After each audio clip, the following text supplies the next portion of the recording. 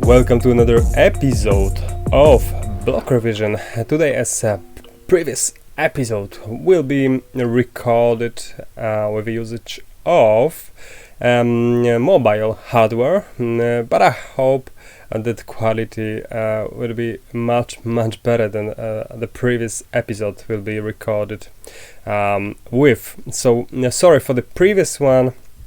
There were some complications regarding dehumming procedure that I hoped it work out, but it didn't.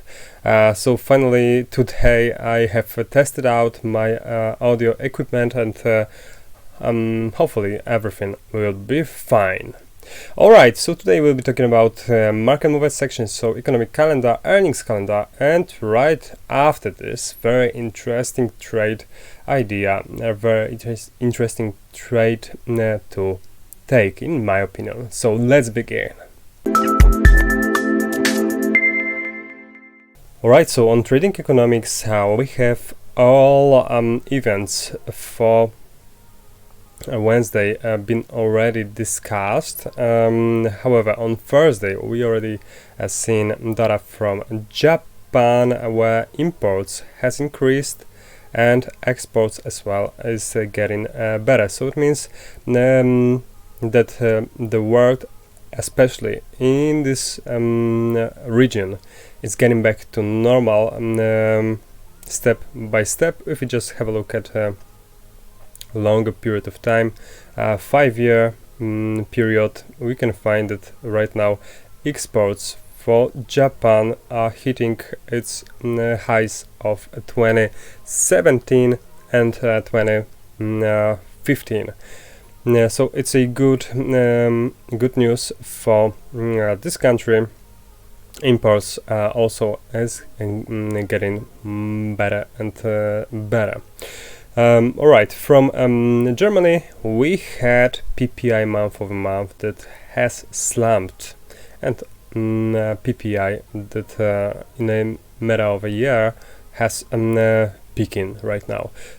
So it looks like German producer price inflation is hitting producers, and after this very low gauge being noted in November, we are just jumping off the chart and right now peaking at 5%. So it's really the highest monthly producer inflation since a record 5.1% noted in 1951. It's really outstanding. And from US, in today's benchmarks, we could find the update in jobless claims for week average, and it's at satisfactory good low levels, but it increased recently as we've seen a surge in Omicron recently been noted.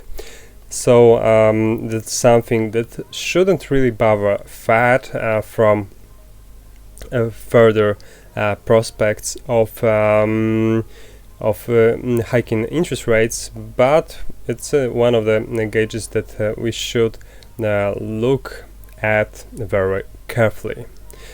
In terms of existing home sales, it's still increasing, so this market is going further and further into a bull market, and from Friday's events, we will have Japan's inflation rate and also Great Britain retail sales, as well as from Canada. That is the most interesting for investors to watch. In terms of earnings announcements, we haven't had Netflix announcement yet at the time of publishing. However, American Airline has surprised to the upside that met with a price change of minus 0.52%. So Netflix will be published a bit later, and on Friday we are awaiting such names as Schlumberger, Huntington, bank shares and also Ally Financial. Okay, and right now we are heading to trade idea section. So this trade for today will be a URA, that is Global X Uranium ETF.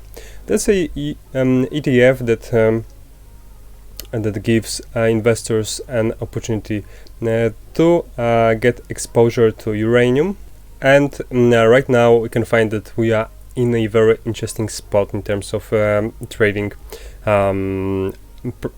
aspects. Right now Global X Uranium ETF is breaking below the 200-day moving average.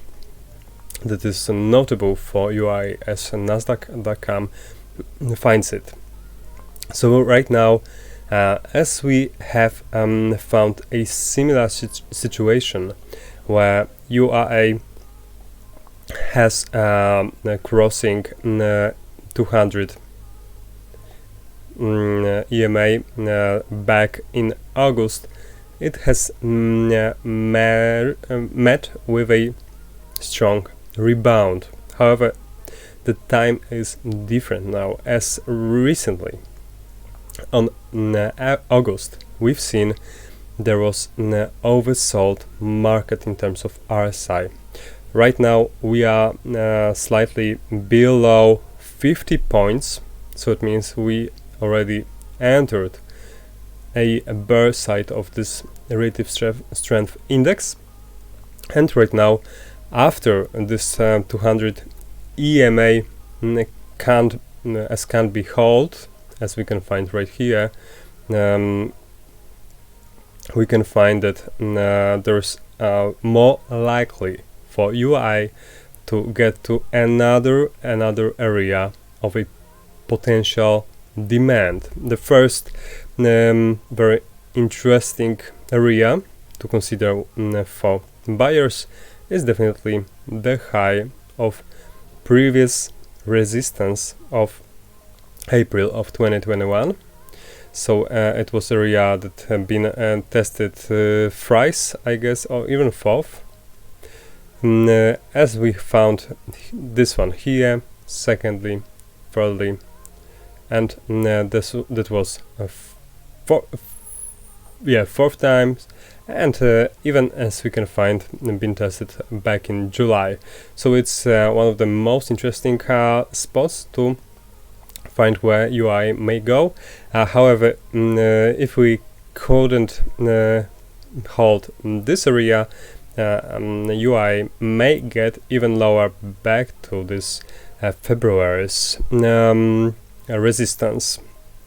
So for me, UI, as it can't hold 200 EMA, and right now is slowly but surely is also sliding below this box of potential demand, is right now getting lower to at least 20.7, or even it may get a bit more extended, and we may see uranium back to important as of psychological level point of $20. So these are areas where we may expect uranium to go. I do also emphasize my point of view regarding Fear and Greed index, that right now we are at 59 points, whereas greed, so it's from greed not very far way to get back to a fear territory, especially with slumping major indexes as some technological one. And also we have commodity index on its top of this year, of the 2021. Sorry, I meant.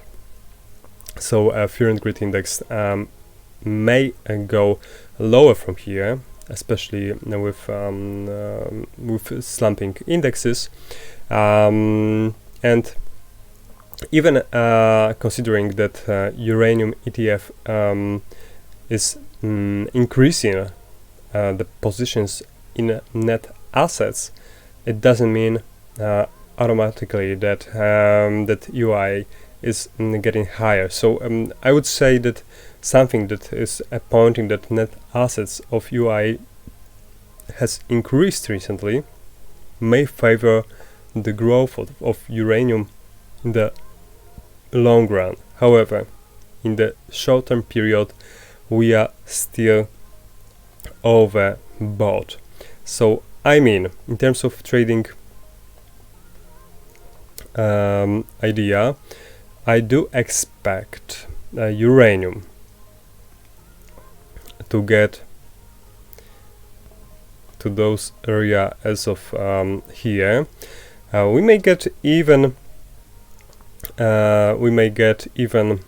right a bit above this resistance of 23.3 just to liquidate stop losses of the players. So you may wait for the price to get to those areas. However, considering a more, I would say, reasonable as for now option, I do find uranium to get to 23.17, and right there I don't expect uranium to get back to those 24.5, so I put my stop loss right above those highs of this little consolidation of beginning of January. So the stop loss will get to 23.39, and with a target of 20.81, even with an extension to 19.86 around. So risk reward ratio in this case is at 3.23, and trading area where I do find this trade to be valid, I do set right around this range of a price.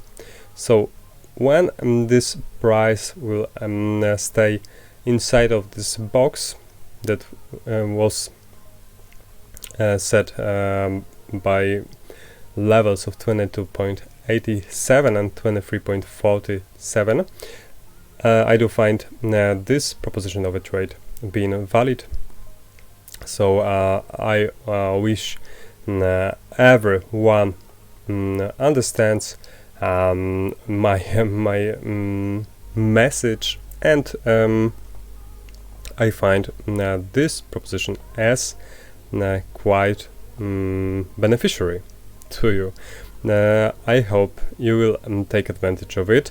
And alright, so that's it in today's episode. If you have any question, just put it in the comment section below the video, and thank you very much for watching. See you tomorrow.